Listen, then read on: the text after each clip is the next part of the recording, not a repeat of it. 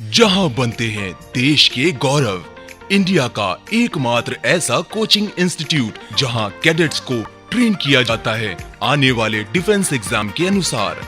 अगर आपका भी सपना है भारतीय सेना में शामिल होकर देश की सेवा करने का, तो आज ही ज्वाइन करें त्रिशूल डिफेंस एकेडमी।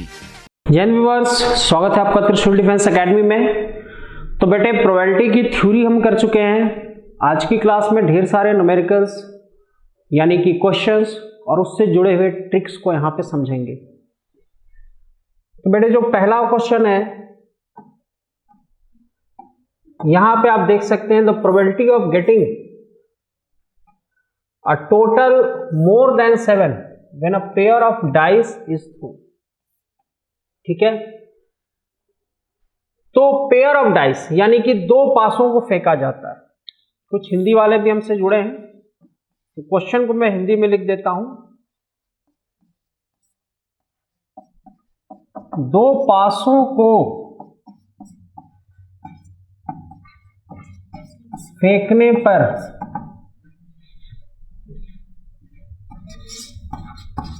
ऊपर आने वाले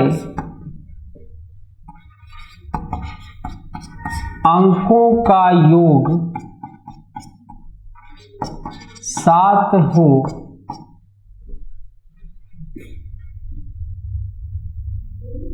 7 हो या उससे अधिक हो, इसकी क्या प्रायिकता है? इसकी क्या प्रायिकता है? दो पासों को फेंका जाना है, ऊपर आने वाले अंकों का जो सम है, जो योग है, वो 7 या फिर उससे अधिक है। इसकी क्या प्रायिकता है? 7 हो या फिर 7 से अधिक हो। अब देखिए, ये नॉर्मली अगर बनाएंगे तो सैंपल स्पेस, जैसा कि हम जानते हैं कि दो पासों को अगर फेंका जाएगा तो सैंपल स्पेस 36 होगा और इसमें से काफी ज्यादा घटनाएं आएंगी। अगर 7 को हम देखें, 7 या उससे अधिक के लिए, तो हमको एक इवेंट, काफी बड़ा सा इवेंट एक लिखना पड़ सकता है। तो इसकी शॉर्ट ट्रिक मैं बता दे रहा हूं। एक पासे को फेंकने में आपको कभी समस्या नहीं आएगी। एक पासे को फेंकने वाले क्वेश्चन बहुत जल्दी आप बना पाएंगे, लेकिन जब दो पासे वाले आते हैं तो दिक्कत आती है। तो इसकी शॉर्ट ट्रिक हम समझ लेते हैं। ऐसे एक ट्रायंगुलर शेप को निर्माण करना है और यहां से देखेंगे, शॉर्ट ट्रिक को समझेंगे। यहां से मैंने लिखना शुरू किया 2, 3, 4, 5, 6 और 7,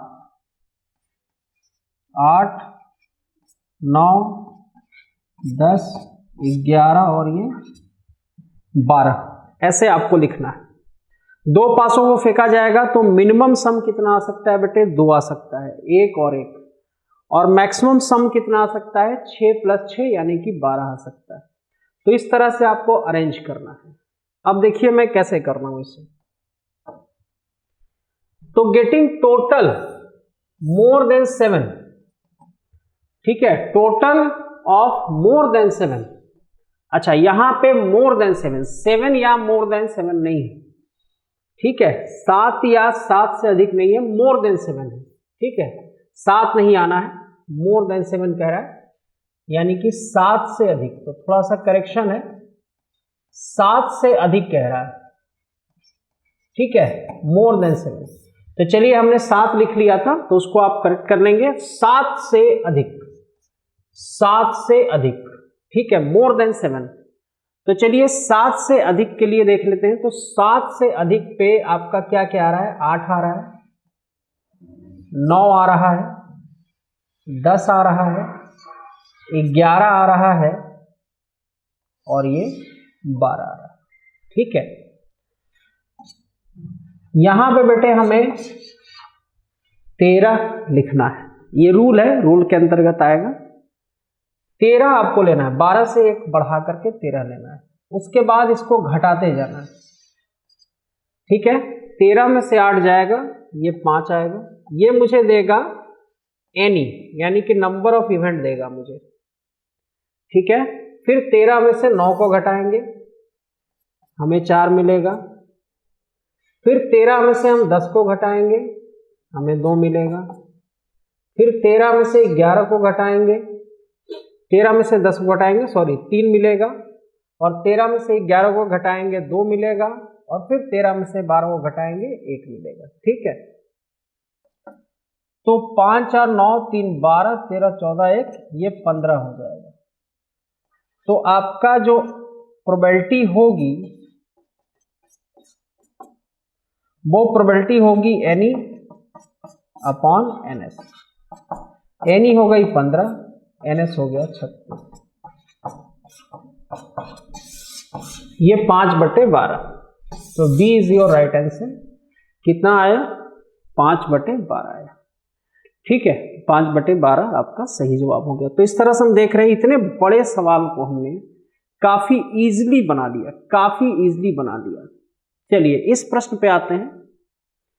कह रहा है कि the probability of getting total of 7, मतलब एग्जैक्ट 7 है when a pair of dice is throne. यानी कि प्रश्न ये कह रहा है कि दो पासों को फेंकने पर ऊपर आने वाले अंकों का योग 7 हो, इसकी क्या प्रायिकता है? ठीक है, ऊपर आने वाले अंकों का योगफल 7 हो, इसकी क्या प्रायिकता है?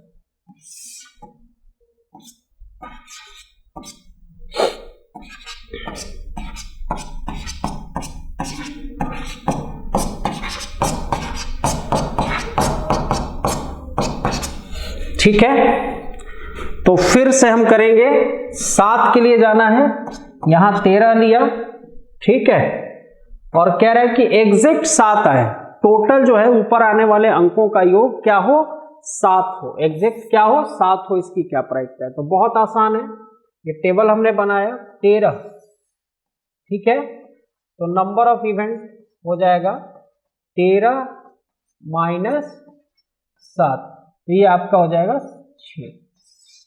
तो प्रोबेबिलिटी आ गई, इवेंट एक बार आ गया तो प्रोबेबिलिटी निकालने में कोई दिक्कत नहीं है। 1/6 इज माय राइट आंसर। तो 1/6 यानी कि C मेरा सही जवाब है। आगे बढ़ते हैं, अगले प्रश्न पे चलते हैं। ये भी कह रहा है pair of dice is thrown, what will be probability the sum of number are divisible by 4 और 6। यानी कि जो योग आ रहा है वो या तो 4 से विभाजित हो, डिविजिबल हो, या फिर 6 से डिविजिबल हो। या तो 4 से डिविजिबल हो या फिर 6 से डिविजिबल हो। चलिए देखते हैं। तो अब देखिए, फिर से हम टेबल यहां पे बनाएंगे। बहुत जबरदस्त ट्रिक है। 2 3 4 5 6 और 7 8 9 10 11 और 12। What is the probability that the sum of number are divisible by 4 और 6? या तो 4 से डिविजिबल हो, तो चलिए 4 से डिविजिबल होगा ही। ठीक है, 8 भी 4 से डिविजिबल होगा और 12 भी 4 से डिविजिबल होगा। ठीक है, फिर आते हैं 6 जो है 6 से डिविजिबल होगा और 12 भी किससे डिविजिबल होगा? 6 से डिविजिबल होगा। क्लियर है? तो हमने उनको अंडरलाइन किया नंबर्स को जो या तो 4 से डिविजिबल है, या तो 6 से डिविजिबल है, या तो 4 तथा 6 दोनों से डिविजिबल है, जो कि 12 है। अब देखिए, इधर हम बढ़ा रहे थे, इधर हम क्या कर रहे थे? बढ़ा रहे थे। इधर हमें घटाना है, तो हमने घटा दिया, 2 से 1 कम ले लिया। ठीक है, और इसको घटाएंगे। सबसे पहले इवेंट को लिखते हैं, इससे घटाएंगे तो मुझे 3 मिला, 4 में से 1 गया। फिर इसमें से 1 को घटाना है, 6 में से 1 को घटाना है। ठीक है, वर्किंग रूल समझ लीजिएगा। 4 में से 1 को घटाना है, 2 से नीचे हमें लिखना है, 2 से नीचे 1 आता है, तो 4 में से 1 को घटाया 3, 6 में से 1 को घटाया 5 प्लस, अब इधर 13 लिख करके घटाना है, 13 लिख करके घटाना है, तो 13 में से 8 घटाया 5 और 13 में से 12 घटाया बेटा 1 आ गया। ठीक है, हमें घटनाएं मिल गई। बहुत ही स्मूथली बनवाता है। 5 5 10 3 13 1 14। अब सोच लीजिए 14 घटनाएं हैं, अगर आप लिखने बैठते तो वो कितना बड़ा होता। तो प्रोबेबिलिटी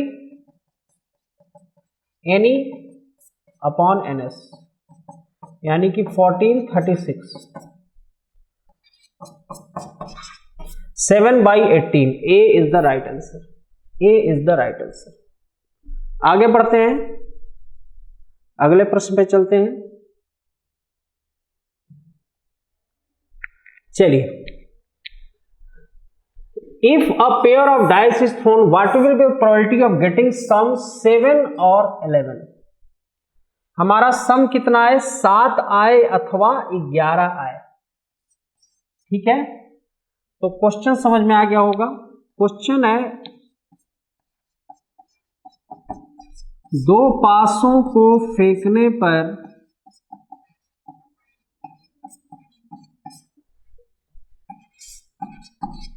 ऊपर का अंक 7 या 11 आए,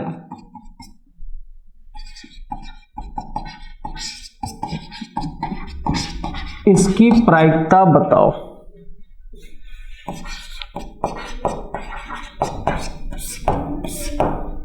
दो पासों को फेंकने पर ऊपर का अंक 7 या 11 है, इसकी प्रायिकता बताओ।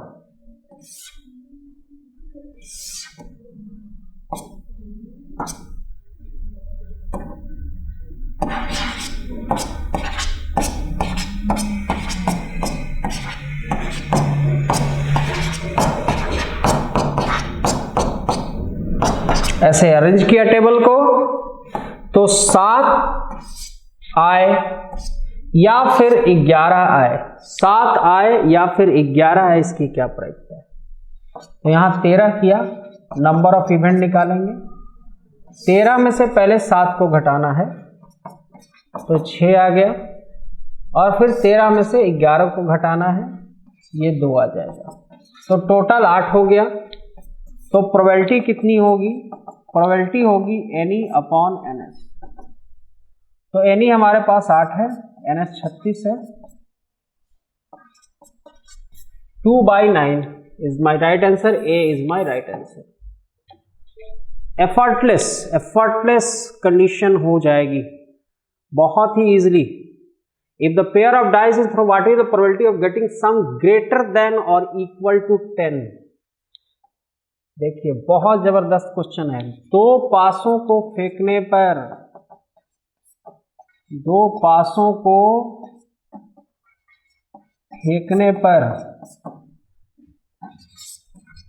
ऊपर का अंक,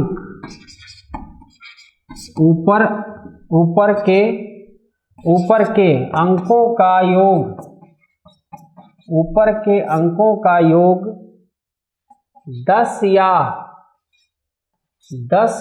उससे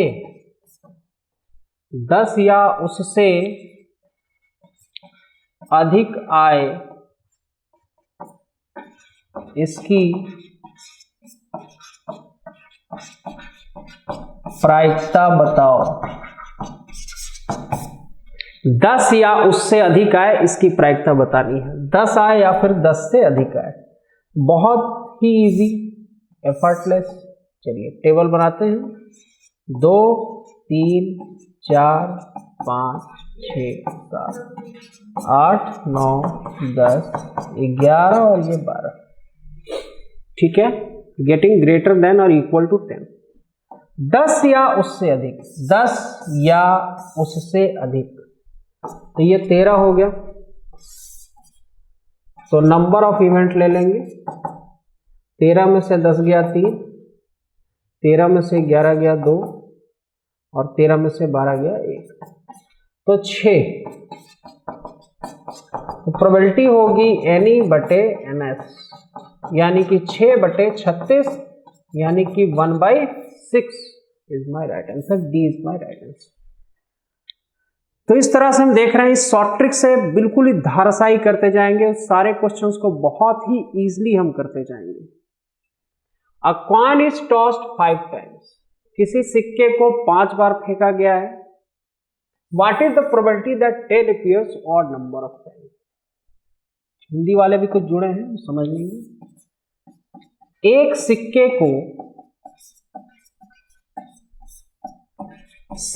को 5 बार फेंका गया,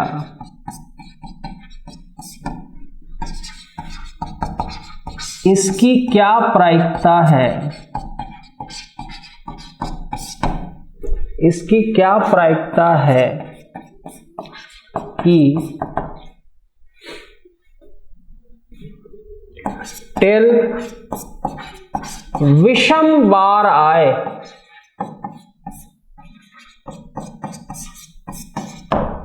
इसकी क्या प्रायिकता है कि टेल विषम बार आए।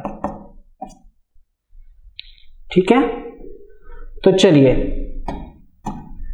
प्रोबेबिलिटी डिस्ट्रीब्यूशन लगाएंगे।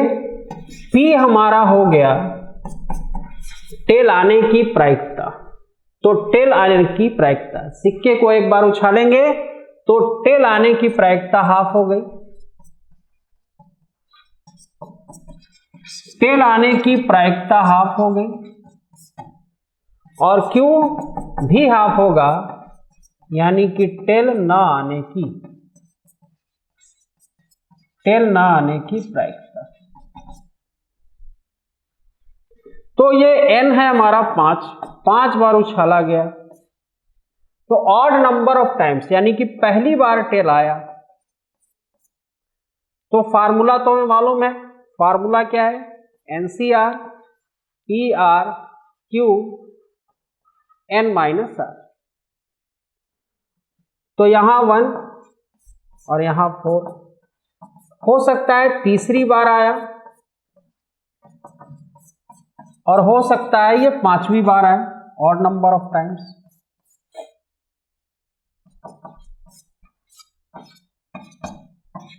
ठीक है, चलिए तो 5C1 5C3 5C5 1/2 पावर 5 हमारा बाहर आ गया। अब जैसा कि हम सभी जानते हैं, बायनोमियल में हमने पढ़ रखा है विषम पदों का योग, तो 2 का पावर ये कितना हो जाएगा 4, विषम और सम पदों का योगफल हमने पढ़ रखा है, तो 2 का पावर n-1 होगा, तो यानी कि 2 का पावर 4 हो जाएगा, 2 का पावर 5 हो जाएगा, ये कैंसिल होगा, यानी कि 1/2 हमारा आंसर हो जाएगा। यानी इतना को हल करेंगे तो हमारा 2 का पावर 4 यानी 4 दूनी 8 16 दूना 32, यानी कि 1/2 हमारा आंसर हो जाएगा। ए इज माई राइट आंसर। आगे बढ़ते हैं। Coin is tossed 5 times. What is the probability that head observed more than 3 times? एक सिक्के को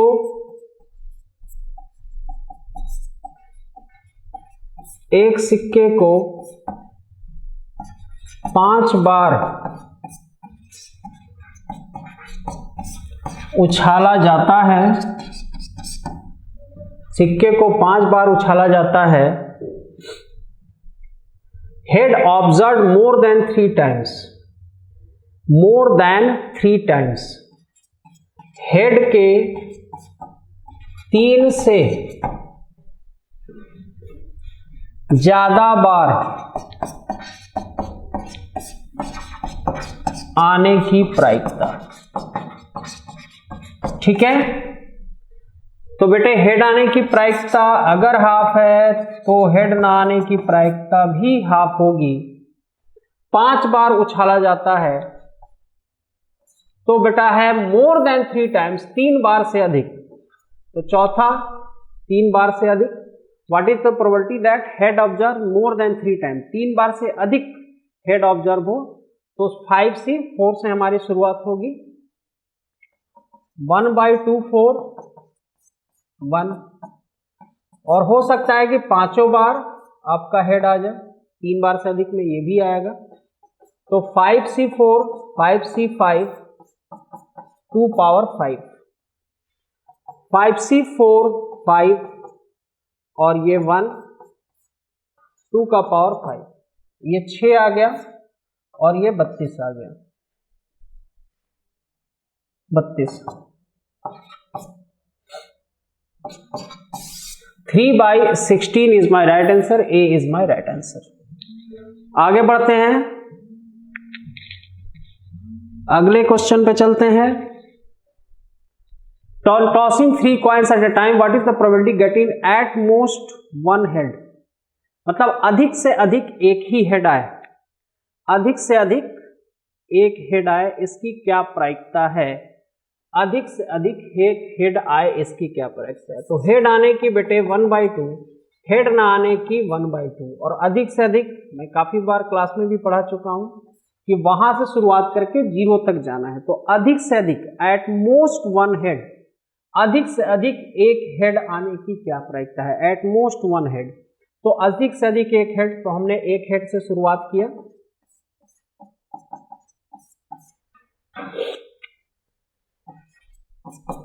ठीक है, और हो सकता है कि एक भी हेड ना आए, ये भी पॉसिबिलिटी है कि एक भी हेड ना आए, तीनों के तीनों आपके आ जाएं टेल। तो ये 3C1 3C0 3, 3C1 3 हो जाएगा, 3C0 1 हो जाएगा और ये 8 हो जाएगा। ये आपका 1/2 ये आंसर हो जाएगा। तो 1/2 is the right answer, C is the right answer. ठीक है, तो बहुत इजी है, अगर आपको रूल्स मालूम है तो क्वेश्चंस करने में किसी तरह की दिक्कत नहीं आएगी। यहां हमें कंडीशनल प्रोबेबिलिटी निकालनी है ए के होने की प्रायिकता, जबकि बी घटित हो चुका है। तो पी ए यूनियन बी का फार्मूला लगाते हैं, P A plus P B minus P A intersection B. तो ए यूनियन बी बेटा कितना है? 3/4 है। पी ए कितना है? 3/8 है। पी बी कितना है? 5/8 है। तो पी ए इंटरसेक्शन बी, तो पी ए इंटरसेक्शन बी ये 1 माइनस 3/4 यानी कि आ जाएगा बेटे 1/4, 1/4 आ जाएगा। ठीक है, तो